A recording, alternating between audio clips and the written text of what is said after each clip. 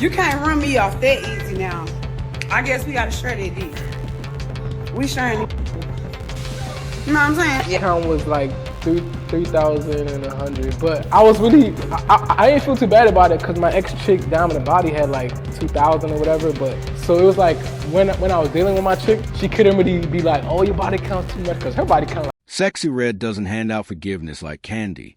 Once those wild STD receipts hit the internet, her world flipped overnight. And don't get it twisted, this wasn't just gossip, it was a full-on scandal. The whispers said she passed infections around to a handful of big-name men. That's the kind of mess that sticks, especially when your lifestyle already has people raising eyebrows. Sexy Red has always lived in that raw, unfiltered zone where her name stays on people's tongues. From the jump, folks were obsessed with her box, and that obsession turned into constant speculation. Sexy Red say she liked the raw dog.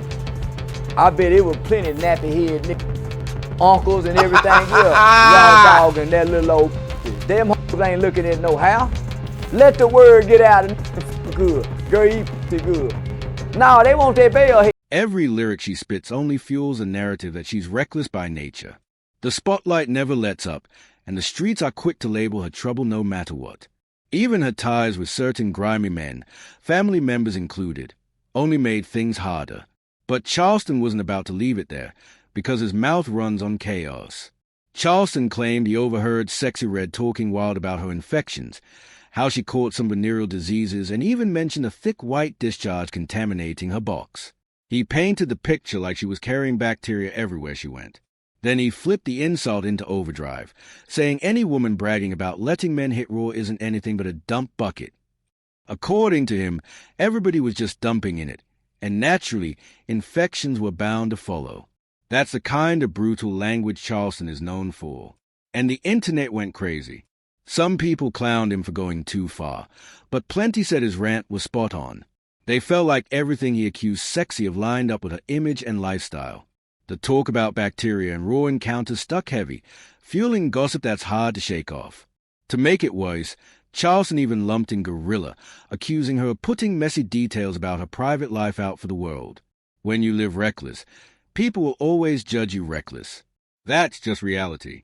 Charleston might be unhinged, but sometimes the chaos comes with truth. The more partners you take on Raw, the higher your risk. That's just facts.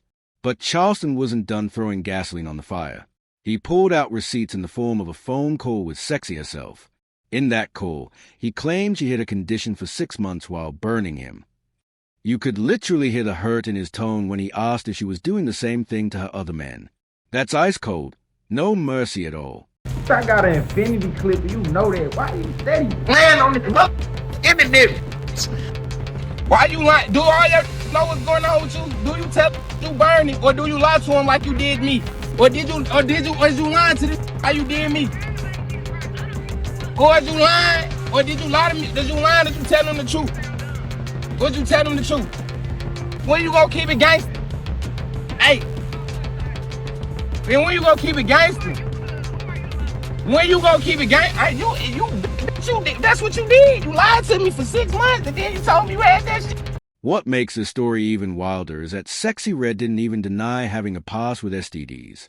In fact, she openly admitted it in an interview, straight up saying she caught chlamydia, though she couldn't even pinpoint whether it came from her ex or one of the other men she was with. The shocking part? She almost sounded proud, like it was just another story to laugh about. Sexy even said, "I had chlamydia twice, but it's common." That kind of energy had the internet bugging out. She broke down the story like it was a casual romance drama gone wrong. According to her, she and her baby daddy split up after catching each other cheating, then circled back together later. But when they reunited, something smelled off, literally. Both of them ended up at the doctor, pointing fingers at each other, unsure who was to blame. Sexy even joked about making her baby daddy take the fall, saying, "I just blame him." That's the kind of toxic comedy that kept people replaying the clip. And naturally, the internet ran with it. People started linking her confessions to the so-called STD list of famous men she supposedly dealt with. One name at the top of that list, Gucci Third Leg, the man credited with creating OnlyFans, who's rumored to have smashed over 3,000 women. The moment fans saw a photo of Sexy and Gucci together, the speculation hit overload. Overnight, people started asking if Gucci was one of the ones who caught something from her. Count was like 3,100, but I was really, I didn't feel too bad about it because my ex-chick Dominant Body had like 2,000 or whatever, but so it was like when I was dealing with my chick, she couldn't really be like, oh, your body counts too much because her body count like 2,000. That's where the firestorm really began.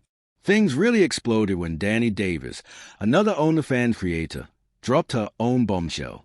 She accused Gucci Third Leg, and even Public, of giving her HSV2 without saying a word about being infected. Danny was just 19 at the time and claimed Gucci knew about his condition all along but kept it quiet. According to her, he wasn't just careless, he was intentionally reckless. She said he was secretly passing the infection to dozens of women, fully aware of the damage it could cause. Danny's confession was raw and heartbreaking. She flat out said, "Yes, he gave it to me." My gut was telling me to get away from this man, not only because of my health situation, but it was also this man did not make me feel safe. What does that mean? So, you could explain, sorry. So it has been documented that this man has a tendency to be aggressive. Has he hit you or pushed you or shoved you or anything like that? He has not hit me, but he did grab my hair and scream in my face that I don't know who I'm messing with. I can even have my friend vouch for me. I had to call my friend in the middle of the debate, or the altercation, even though I was frozen. He was screaming at me, he was drunk, he was mad. Stuff happened that night that I don't necessarily want to get into because I would be bringing another person that does not need to be named in the situation. But my friend heard him. It's devastating to admit this, but when I was 19 years old, Gucci Third Leg burned me with HSV2. The pain in her statement shook a lot of people who had once defended him.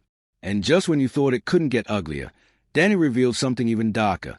She claimed Gucci threatened her after she found out. That turned the entire situation from messy gossip into a full-blown scandal. The street started buzzing that Sexy Red herself might have been one of the women Gucci Third Leg infected. And that's not the only name floating around. Chief Keef has been tied to Sexy more than once, showing up right on her so-called kill list. The two have been spotted together countless times, acting way too close for it to just be friendly.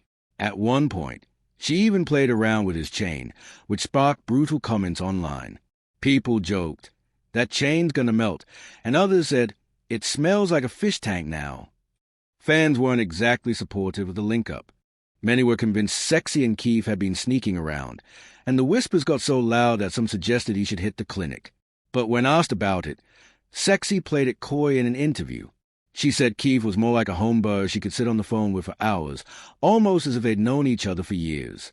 Then she slipped and admitted, "We're like each other." That little confession was enough to stir up drama, especially with Keef's official girl, Kayla B., who shaded them with a caption, "Let us be family." Sexy didn't back down either. She doubled down.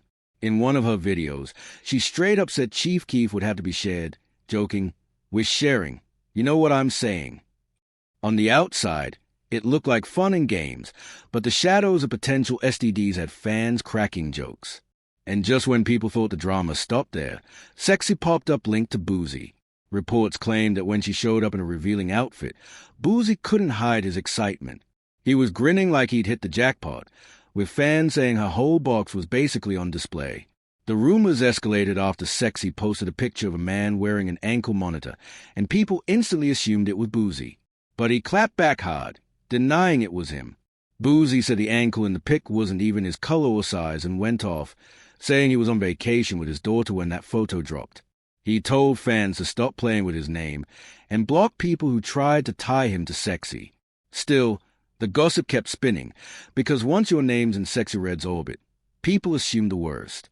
Another name dragged into the mix was NLE Chopper.